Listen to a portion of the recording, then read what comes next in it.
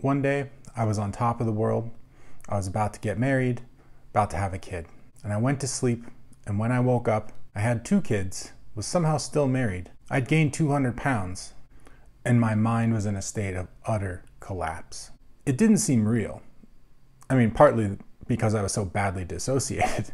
And in a waking nightmare one morning, I was sure I was having a heart attack. This forced me to seek help, and when I did seek help, I found out that I wasn't having a heart attack, but that I was very, very, very mentally ill. If my brain had a heart, I'd had a brain heart attack.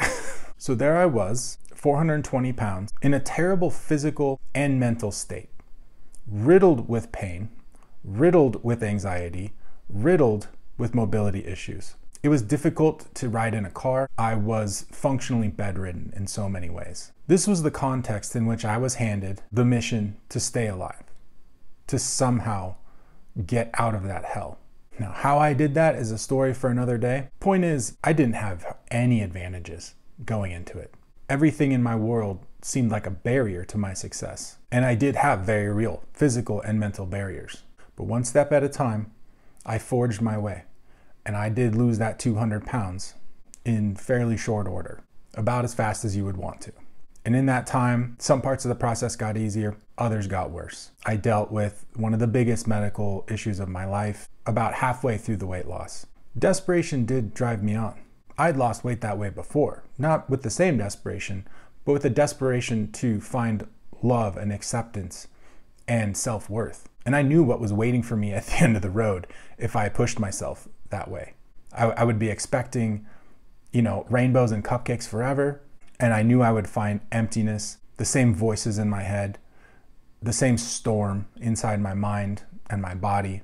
I knew that no matter how I got to my goal weight, I needed to go through an inner process to get me ready to keep that goal weight. During my weight loss, because I was in such a bad place physically and mentally, I didn't have my old ability to embrace the grind. I didn't have the capacity to do it the hard way. What's the hard way? Heaping expectations on an already overly taxed system and expecting good results. And doing that over and over and over again, and then expecting different results somehow.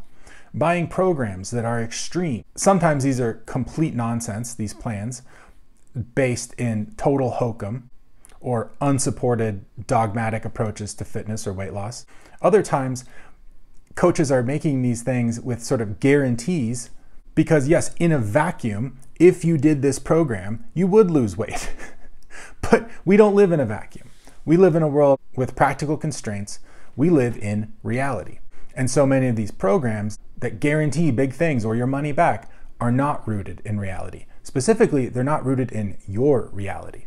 No matter how badly I wanted one, there was no roadmap. There was no quick fix. There was no one-size-fits-all solution. There was no express train, which in a weird way forced me to come to grips with why I wanted all those things. Why did I think I could not lose weight without super rigid structures?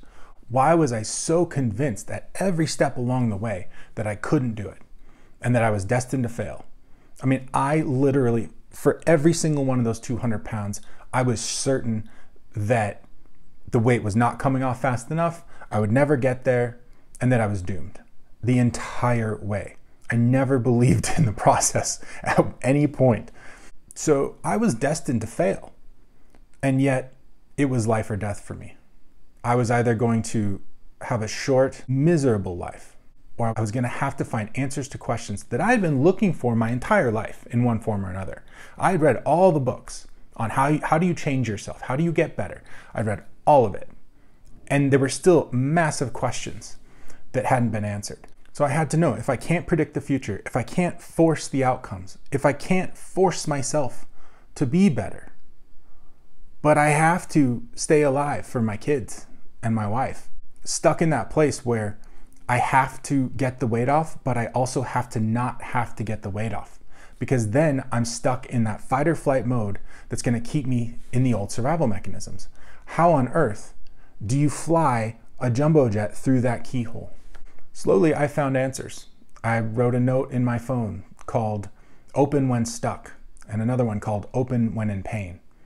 And in these notes, I would write to myself, because 90% of the time my brain was in some form of, mental health hurricane. I would take the moments where I was meditating and crystallizing my thoughts and having those epiphanies, seeing the pieces come together. I would use those times to write to myself, to coach myself. In the other times, when everything switched in my head, when the triggers got flipped and large portions of my brain just shut down, my sense of self, my executive function, my sense of time and how long pain and suffering can last, being stuck in very real ways in memories that happened many, many years ago. And in those moments, I would read these notes that I wrote to myself. And I read them until I no longer needed to read them because they were written inside of me. And I started to live those ideas more and more, not with discipline, but with a willingness to sit with uncomfortable things long enough so I could learn. And if I could learn, I could grow. And if I could grow, I could expand my abilities and my ability to tolerate all the things that were inside of me and around me. And slowly but surely, the world inside and outside of me changed before my eyes. Soon, the few people in my life who I would share these ideas with would remark at how unique and powerful they were. My clinician, one of my clinicians who had helped save my life, kept encouraging me to share these things with the world. And in a lot of ways, that opening back up to the world was like being at 420 pounds again and taking that first step on a journey of me fully stepping back into the world and out of my self-made prison. And one day, a lady down my street stopped me and said, "I see you walking around all the time, and I've seen how much weight you've lost." And she told me about some of her weight struggles and asked me, very nervous, if I would coach her. And I smiled because I had been in my heart praying that I could find an outlet that was right for me to share all the stuff that was inside of me.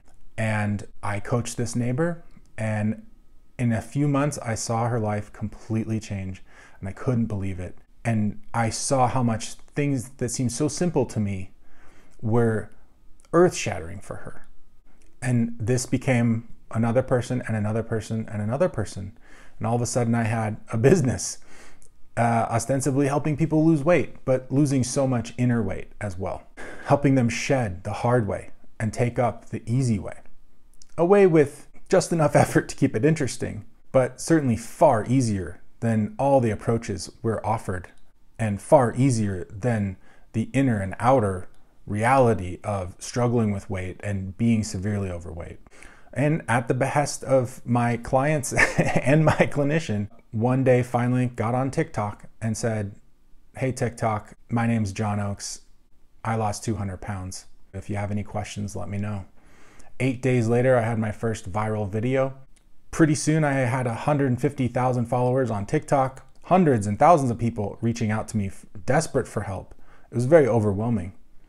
I made a Facebook group to try to help people, but then the Facebook group, I was envisioning like 12, 14 people, something manageable. And the first week, it was over 1,000. I literally had to, if you have been following me on TikTok and you see that there's months where I'm not making TikToks, it's because I literally could not handle the volume of people asking for coaching, asking for help, asking for programs. And so I spent a lot of the last year really focusing in, working with my clients, trying to figure out how on earth can I take my coaching program that I've been incredibly successful walking individual people through.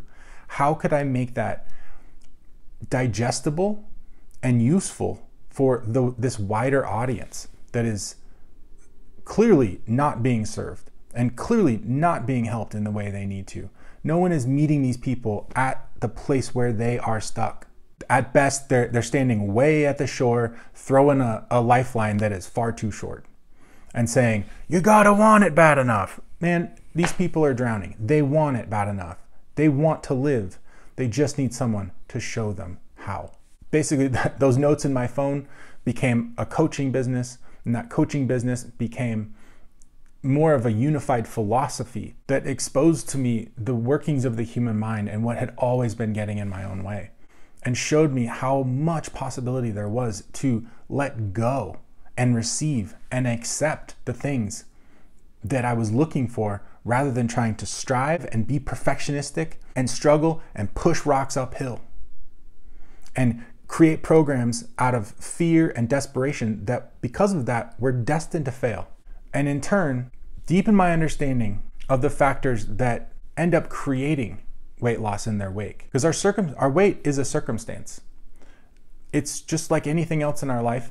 We don't control every piece of it, but the pieces we do control, our actions will mix with whatever's going on in the universe around us. And the outcome will be what it will be. And that is somewhat like a wake behind a boat. We cannot use the outcome to spur the action, because that is literally backwards. So what is this course? This course is specifically aimed at getting you into an effective and sustainable weight loss program. Note, the goal of the course is not to guarantee that you lose X amount of pounds in X amount of days, because that's all lies and you know it by now. You don't really want that. Trust me. You don't want me to give you a roadmap to get to your goal weight. A, there's so many flaws in that we'll get into in the course that I can't even name them all. But B, instead of having to ride coach on someone else's airplane, what if you could have your own airplane? And in the past, you tried to build airplanes using other people's plans, and it's all held together by duct tape and willpower and discipline, whatever that is, and inevitably it all falls apart. And we get hurt and we're left holding the blame. What if setting up a weight loss program isn't like buying a ticket on a Greyhound bus, where you better get to your destination or else the ticket was worthless? Setting up a weight loss program is more like fashioning an airplane that you can fly anywhere you want. You are the captain now, in a vessel that is seaworthy, in a plane that can actually fly. It's not my job to get you to Dallas, because what if you actually don't want to go to Dallas? What if you get halfway there and you're like, you know what, I'd rather go to Austin instead? What happens when you buy your ticket to Dallas and then you're pulling into Dallas and the tower says, shh, you know, we got storms or something, I don't know, tornadoes. You can't land here. But the roadmap took me to Dallas, right? That's real life. That's what's going to happen on your weight loss journey. You're going to get 20 pounds from your goal weight and all of a sudden stuff is going to jump out of the woodwork, throw up obstacles in your way. Your brain so desperately wants the assurance of a roadmap, and yet, in reality, a roadmap leaves you so susceptible to failure. Your only ability at that point is to travel that road as fast as you can. And if something gets thrown up in your way, what are you left to do? In this course, we're going to teach you that the whole map is yours, within reason. Within the confines of reality, the whole map is yours. Can't fly an airplane through a mountain, but if you are in reality, you can see that the mountain is there and you can go around it. That's the great thing about being in reality. And so much of this course is based in reality. Don't let the cynics tell you that reality is some cold smack to the face. Those are people who are angry and interpreting reality in a negative way and then telling you what that means. Embracing reality does not require assigning meaning to it. It just sees what is. And when we see what is, we get to see the good and the bad. And for most of us, we've been so unaware, so unwilling to see things around us and inside of us, that we're going to bump into the bad anyway. But we're just restricting all the good stuff, right? When you're living an unaware life, stuck in the hard way, life is all shells, right? No pistachios. When you embrace reality, the shells come with little tasty pistachios inside. It's miraculous. So let's quickly explain why the easy way is easy. E, it's evidence-based. It's grounded in science. It's grounded in a no BS approach to weight loss. And also evidence-based in the sense of grounded in reality. Grounded in the real reality in which you live. I can't tailor a program to you partially because I don't know your reality, but also because you don't know your reality. Why? Because you're not seeing it for what it is, because you're afraid to. We will walk you through exactly what that looks like. We'll equip you to do that with powerful perspective. The A in E.A.S.Y stands for awareness-driven change. In the easy way, awareness comes before change. We do not simply try to pave over sinkholes and expect good outcomes, right? We don't just try to slap on new habits over old knots of self-sabotage and create a ticking time bomb. We don't just heap expectations on an already broken and overly taxed system and expect good things. Those days are over. Here, we let the increase in our awareness help us notice so we can see, so we can examine, so we can begin to understand, so we can interact with things for the first time. Things that maybe we haven't felt, no one's ever taught us that it's okay to experience. No one's ever taught us that we're actively avoiding experiencing it. And when you raise your awareness to things you're uncomfortable with and build comfort rather than seeking to distract or bounce away with a survival mechanism, you also by definition open up an awareness of the positive impulses that are trying to come up. But you're so conditioned to bat down everything inside of you, treating it like it's a threat to your well-being rather than the source of your well-being. Again, when we embrace reality on the inside, we're not just confronted with the bad, quote unquote, we also get to see the good, the motivation, the passion, the creativity, the love, the safety, the identity, who we really are, our authentic self, down there below all the BS and survival mechanisms, and the conditioning that we've been piling up since childhood that is shackling our view of the world and not letting us see that these bars that we think are keeping everything out are really just keeping us imprisoned. S in E.A.S.Y stands for strategic. When we employ our evidence-based mechanisms for weight loss with our powerful perspectives via awareness, we do so strategically, right? As much as I am interested in the inner workings of the human mind and heart, I am also a gamer. I like to win. And I think clearly at the beginning of the story, you can see that there's a certain amount of drive that played a part. I like to win. I like to see people win. I like to see my clients win. I want to see you win. And I'm going to show you how to play your cards the right way to set your weight loss program up for success. And lastly, the Y in E.A.S.Y is you.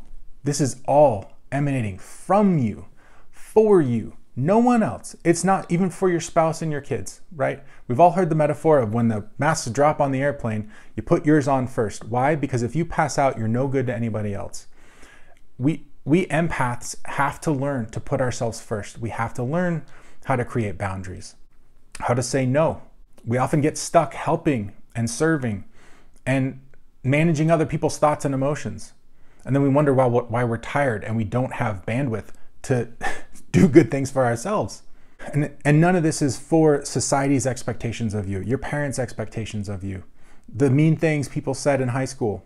It's certainly not to prove anything to anyone or the ghosts of the mean people in high school who live in our heads.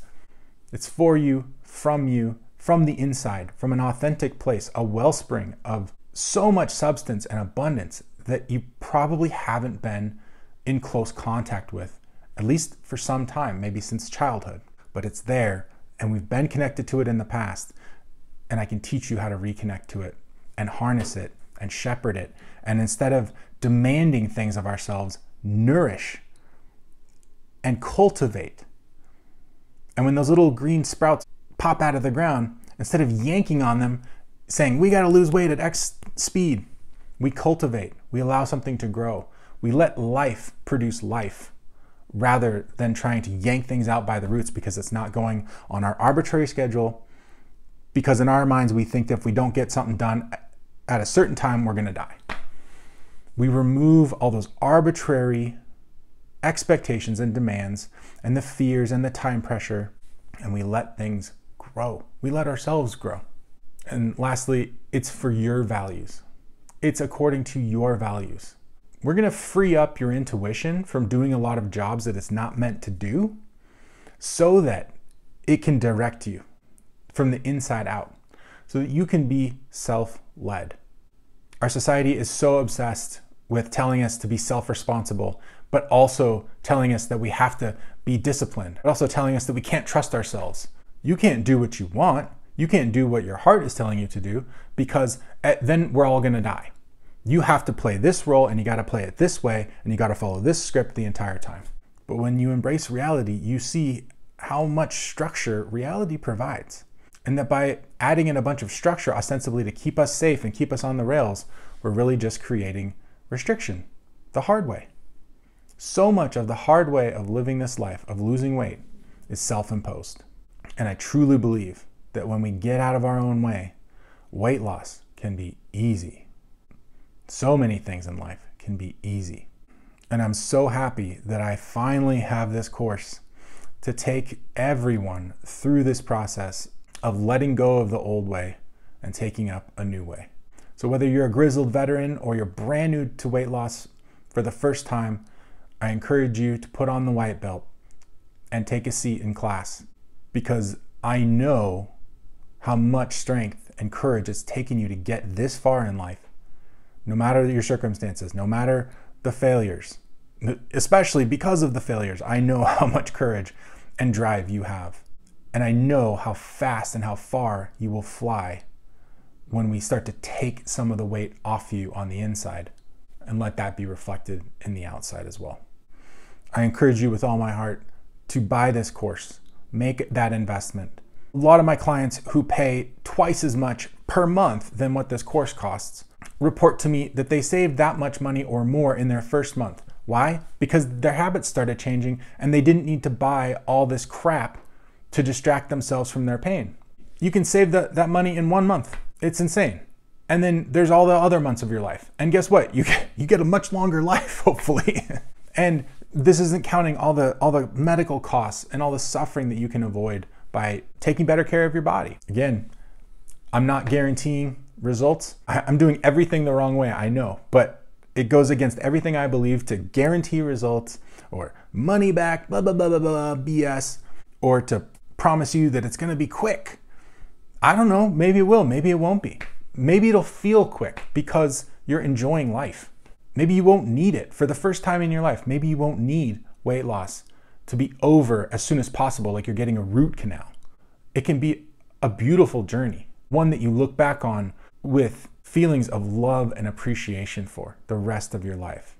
To see this time as a time that made you, that remade you.